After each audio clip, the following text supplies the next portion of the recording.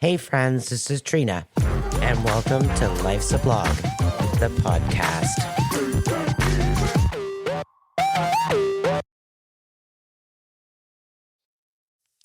So, it's been a week. The kind of week where you're running on empty, but you're still showing up. I was in Kitchener and Waterloo all week at a business show. Long days, constant conversations, being on the whole time. Representing the magazine, pouring myself into it, and doing what I love. But by the time I got home, I felt it, not just physically, but mentally too.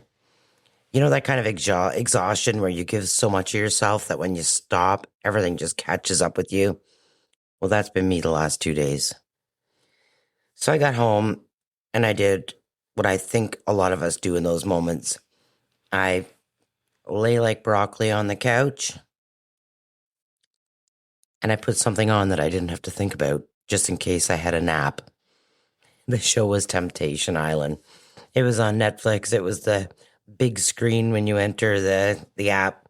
And I thought, what the heck? Because I wasn't looking for depth. I wasn't looking for meaning. I just wanted noise in the background. Just something easy. And then I heard this line: the bare maximum is the bare minimum. And I just sat there because it hit me in a way I didn't expect, especially after the week I had just come off of. I figured Temptation Island was just a show with, 4 guys separating from their 4 women and going to a mansion and being tempted by hot women and vice versa with the women as well. But it wasn't that. It was a lot more. And this week I had 3 people show up for me in a way that went beyond what they had to do. They didn't just support me. They chose to. They were intentional, they were present, and they saw me. And when that happens, it shifts something in you because it reminds you of the difference between someone being around and actually someone showing up. And it made me realize something I don't think we talk about enough. We've normalized the bare minimum. And that's what you see on Temptation Island. Mark Wahlberg, the host, whenever they get at the bonfires, they discuss what they see in a glimpse of what's happening at the other mansion. And they talk about what they see and feel when they look at their significant other doing what they do. And he asks the poignant questions that it's not necessarily about cheating. It's about, do they see their significant other growing? Do they see their significant other addressing and being accountable for the problems that they had as to why they came on the island in the first place?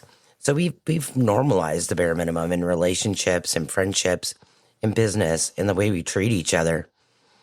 We've gotten so used to surface level effort that when someone actually shows up fully, it almost surprises us, like, oh, this is what it's supposed to feel like. And that realization doesn't stop there. It brought me into something deeper, because we all want to be chosen. And you see that on the show, especially with Scarlett and Cole. She just wants to be chosen and heard so she can trust. Romantically, deeply, we want someone to look at us and say, hey, that's my person. And for a long time, I thought that was enough. Being chosen, that was the goal. 53 years. But here's what I understand now. Being chosen isn't the full story, because there are a lot of people out there who will choose you. I'm prime example. But not because it's you. Because they're lonely. Because they don't want to be alone. Because attachment feels safer than doing the work to figure out who they are. And like I said, I know this because that's what I experienced in both of my significant relationships. I was chosen, but I didn't stop to ask why. I didn't question it. I didn't pause and say, is this intentional? Is this healthy? Is this aligned? Because when you want to be chosen, you don't question it. You accept it. You hold on to it. And if I'm really being honest, in those relationships, I heard a lot of things about who I was, what I was worth. My ex-husband, probably 2 weeks into the relationship when I was 15 years old, he actually looked at me and said, I really didn't think you were good looking when I first met you. Oh, that stayed with me until now. There was other things early in the relationship where he didn't stand up for me. Oh, that's also stays with me until now. What I should accept. I accepted someone being hateful and dishonest and tricky in my last relationship. But he didn't do anything about it. He just sat there because he's normalized abuse. He accepts abuse. And that's okay, but I don't need to accept it. And what was normal? I come from childhood that normal was drinking and fighting and arguing and being angry. And, at one point in my relationship, this person said to me, "You're just angry." And I would kind of argue that. But now I look at it as I spend some time alone. I realize, yes, I was angry. I was angry because you were so accepting of being abused. And it made me angry to see it. And that wasn't a partnership. We weren't aligned. And I wasn't enough. And that in itself and the time spent by myself made me realize that I am enough, but just not for those two people. Because I believed every action on how they showed me and demonstrated my worth. And I know some way they were true, but it's because I wanted the relationship to work. And the things that they articulated to me wasn't true.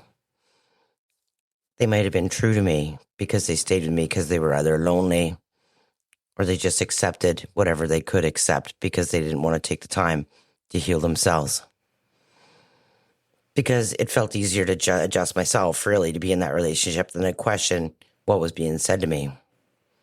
And that's the part that's hard to admit, how easy it is to slowly lose yourself when you're trying to hold on to someone else. It doesn't happen all at once. It's subtle. It's the moments where you stay quiet, where you ignore a feeling, where you accept something that doesn't sit right, but you push it down. I've done that so many times in my life, and I just never realized it until, again, sitting with myself alone, talking to people when I want to talk about it, and coming to a conclusion that I'm patient and I'm willing to sit here and wait forever or next lifetime for someone that really does show me that I am enough. And then something shifts.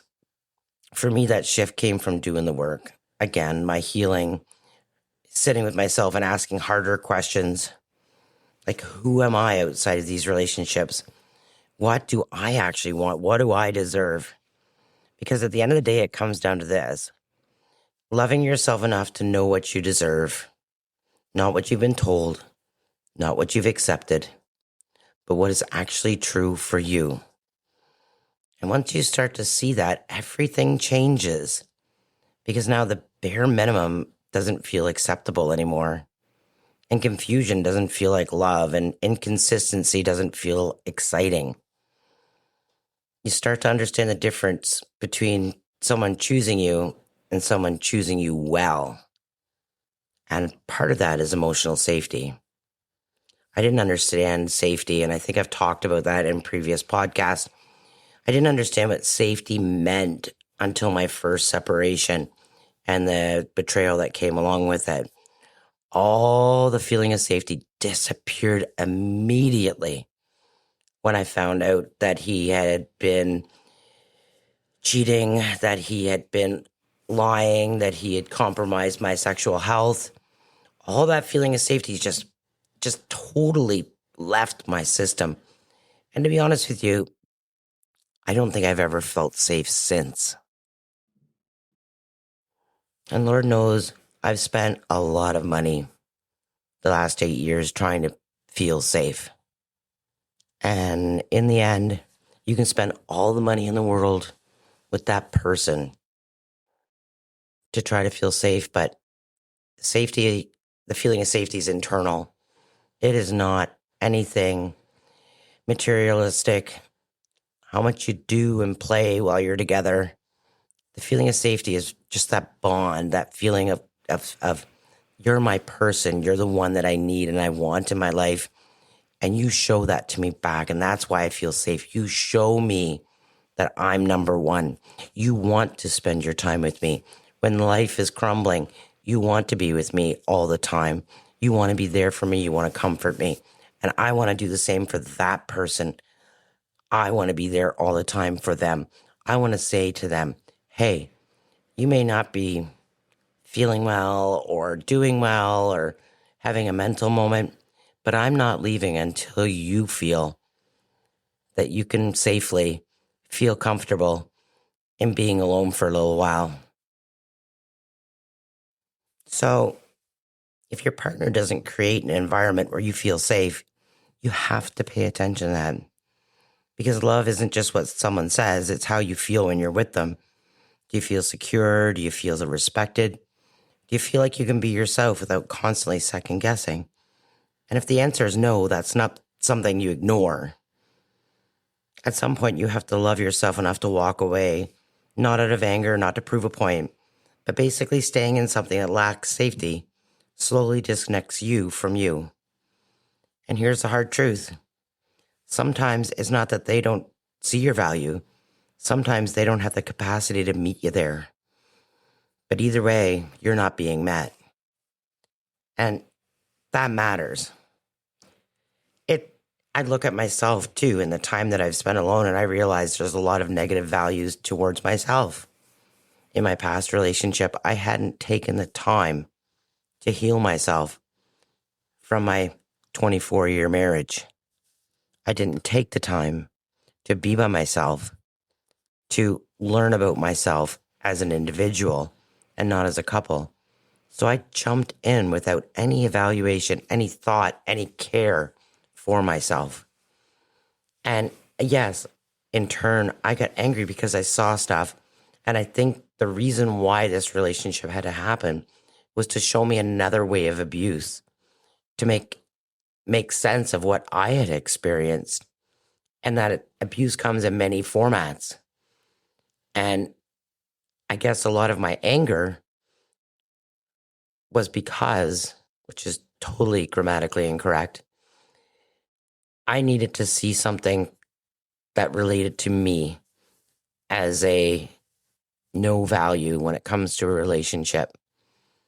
And in that, my anger surfaced, and I really feel kind of, not even kind of, I do feel bad about that because it didn't tear our relationship apart. The abuse and the acceptance of the abuse is what tore us apart. But it made a friendship go bad because I didn't want that abuse, didn't want to watch that abuse happen if we went into a friendship. And I'm no longer angry, but I still don't want to watch it. And that is the comforting part of the experience. And the experience is well in my heart because it was an experience that I had to learn from. And that's the beauty of life. Sometimes you have to do the wrong things in order to get to the right spot in life. And another thing that really stood out to me watching Temptation Island wasn't the cheating, because I think there was only one guy that actually cheated and one girl that cheated but formulated a relationship that actually took them throughout the show and beyond. It was what people did when they were apart, because being separated, it gives you space. And what you do with that space says everything. Who takes the time to reflect? Who is open to hearing other perspectives? Who is willing to say, maybe I'm part of the problem too? And who stays the same, defensive, closed off, unwilling to grow? Because it's not just about whether someone will cheat, it's about whether they're willing to grow. And during the bonfires, Mark Wahlberg really digs into that. You know, once this, I can't remember, Shailene saw her boyfriend cheating, she didn't say, oh my God, he's unfaithful. What she said was, oh my God, what a loser he always has been. And that's what he dove into, is what she said in reaction to watching him cheat. And because it's not just about whether someone will cheat, it's about whether they're willing to grow, whether they're willing to understand the issues in the relationship, not just from their own perspective, but from yours too. And watching that, I understand something on a deeper level. Why someone would choose to walk away, even without a big betrayal.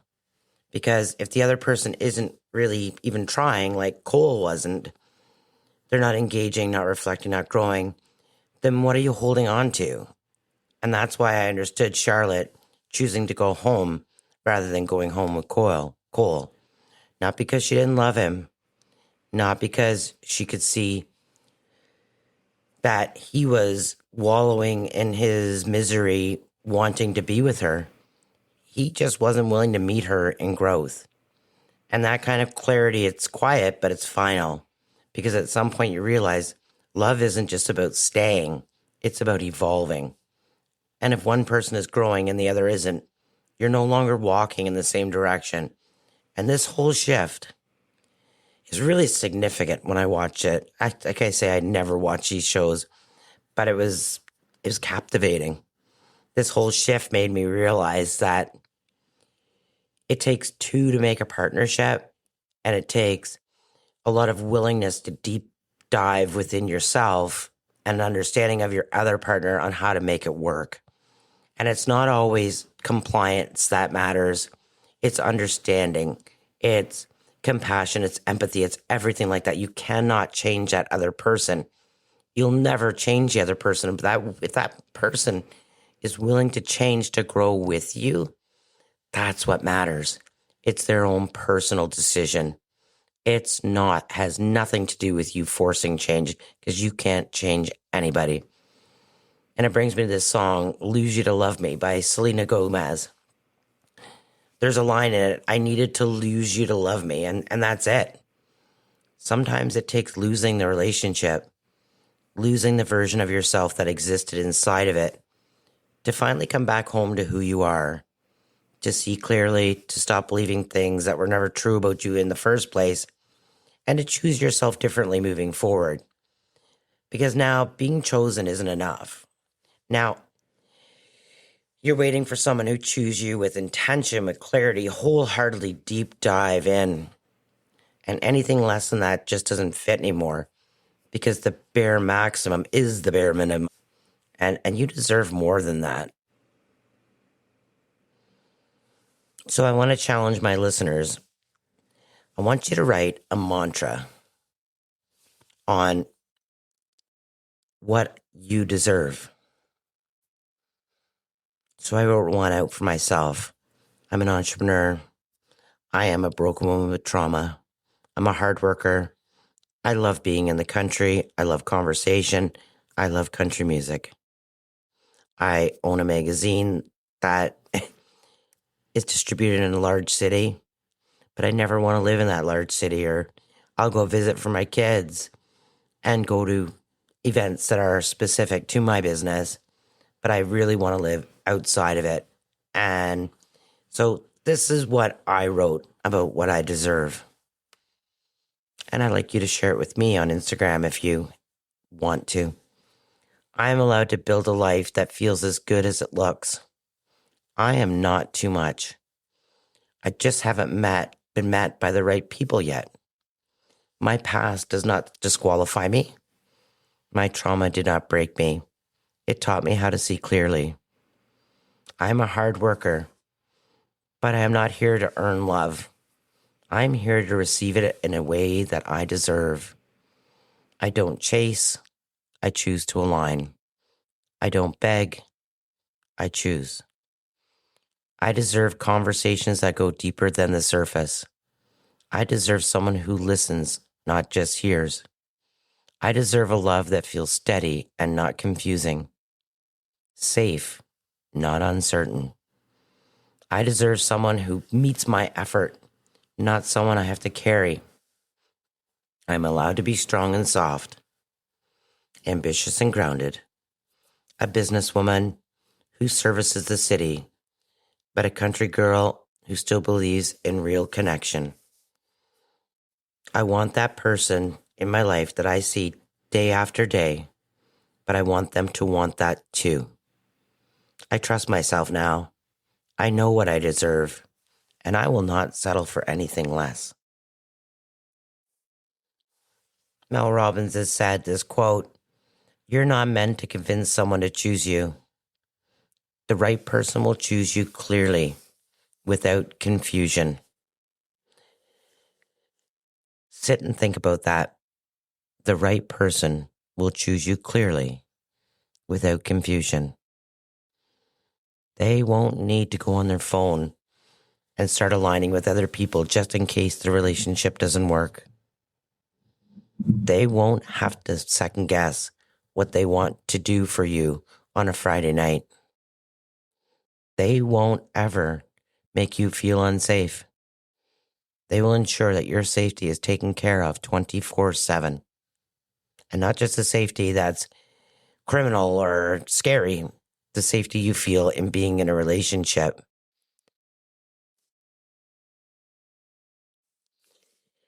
And, this weekend it's supposed to be rainy, and I have a major flood at the trailer, but we're going to go and figure that out. We're going to go get some garlic because the garlic lady is probably giving away free garlic at this time. And I'm just going to choose me today and the things I need to do to forge ahead, because life, as we know it, is unpredictable. And while I had a very hard week last week, I am going to try to relax and keep my composure until next Thursday when I have to do deliveries of the magazine. And then we move ahead. We move into the trailer. We start seeing people again on a regular basis. We have our campfires, our laughs, our togetherness. And that I'm looking really forward to, because I have spent the winter thinking about myself, what I need to change, what I need to do to better myself, how to learn from the relationships from the past. Letting my children go and doing what they need to do has been a struggle, but we're working very hard on it. And it's been great seeing my kids forging ahead. And, and looking in this Temptation Island series, it's funny because they're 25, 26 years old. And it's so great to see a show like that for the younger generation, because I've lived my life. I'm 53 years old. I have a lot of things that probably will never change. But at that age, they're malleable. They can change. They can learn and grow from these types of shows. And they can learn what they deserve, how they deserve to be treated, how they treat other people when it comes to relationships. I want to see my daughter and son have the best relationships out there. And I want them to learn about themselves, but also learn about other people and learn about what they deserve. And, my son and my daughter-in-law, they have a child. And at one time, I was very adamant that it was like, no, you guys got to stay together. And it's, that's old age thinking, because, well, he may be the father of my daughter-in-law's son and vice versa. They are also partners, and they both matter as well. And I think in the past episode, I said, what about me when it came to the trauma that I had experienced through betrayal? And I don't want any of these three young individuals learning and growing and ever to have to ask, what about me? I want them to have healthy relationships. And somewhat a show like this is good feedback. It's still very much reality TV, but the message that Mark Wahlberg sets out at each bonfire can be taken in any relationship as you grow, whether it's a friendship, whether it's a business relationship, whether it's a romantic relationship. A lot of the things that he says can really be taken and learned from. So I hope you give it a try. I'm not going to try to promote it because it's not typically a show I'd watch, but I'm very impressed with it. I do not ever recommend Love is Blind, or I can't remember the other show right now. It escapes me, but whatever. Temptation Island was very good when it come to learning about relationships and what you deserve. And you know what? Just keep this in mind. The bare maximum is the bare minimum. Say that like a mantra, and don't ever lower your value for anyone else. Well, that's it for this week on Life's a Blog. I hope that you were able to take something from this conversation, and whether it stirred you up or made you look at your life differently, that's the point. Thank you for spending time with me. Follow Life's a Blog CA on TikTok, Instagram, and Facebook, and join the conversation. Leave your thoughts and comments as I read them all and always respond. And if you're enjoying the podcast, subscribe on Spotify, Apple Music, and your favorite podcast platform so you'll never miss an episode. I'm Trina Stewart, and this is Life's a Blog. Till next time.